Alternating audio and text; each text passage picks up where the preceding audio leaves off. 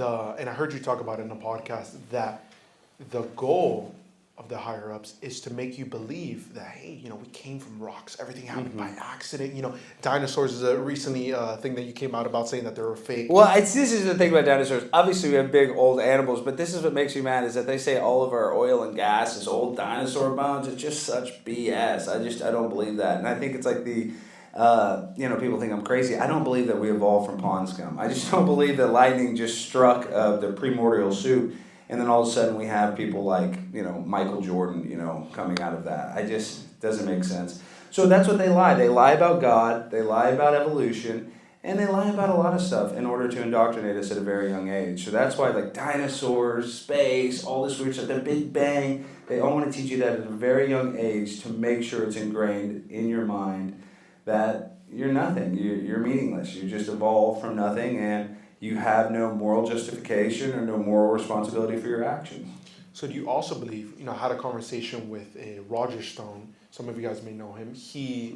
We were talking, and he started talking about higher ups. We got to that part. Or no, we were talking about him coming to Christ, right?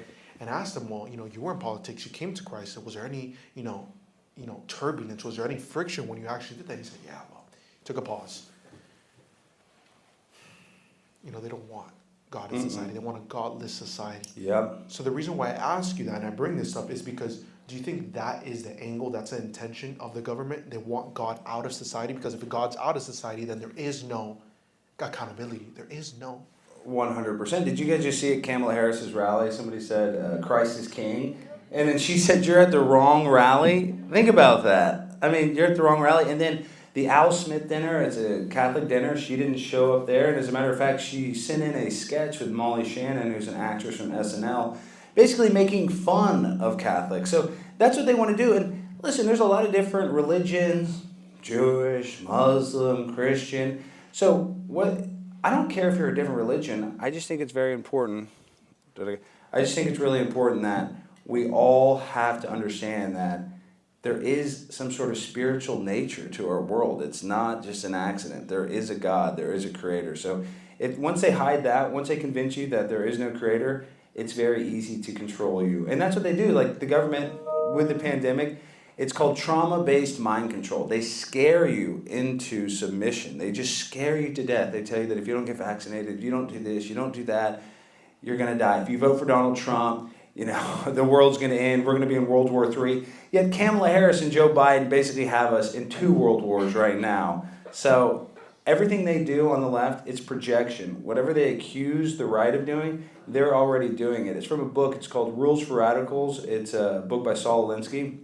And in that book, which Barack Obama said that he studied, one of the main tactics is you accuse your opponent of doing exactly what you're doing. It's just a way of deflecting from your crimes. So that's what the left does. They just use deflection and projection in order to create, a divide between us and them. And that's the other problem. It's like we play into their hand. Once liberals and conservatives are fighting, blacks, whites, blacks, Chinese, gays versus straights, that's what they want. They want us fighting each other so that we don't actually solve the problems and try to actually evoke change. And that's the problem with society, is that they have us so divided and just me versus you. And we got to stop doing that. Like Antifa is supposed to be here. If Antifa would have showed up, I would have gone out there and tried to talk to them. I wouldn't have tried to fight them. I wouldn't try to hurt them. I mean, maybe they might hurt me. I've been hurt at a lot of rallies. I've been spit on. I've been attacked at a lot of Palestinian protests. I've been attacked at all kinds of protests. And I think the best defense to that is to kill somebody with kindness. That's the best defense mechanism. So that's what we need to do.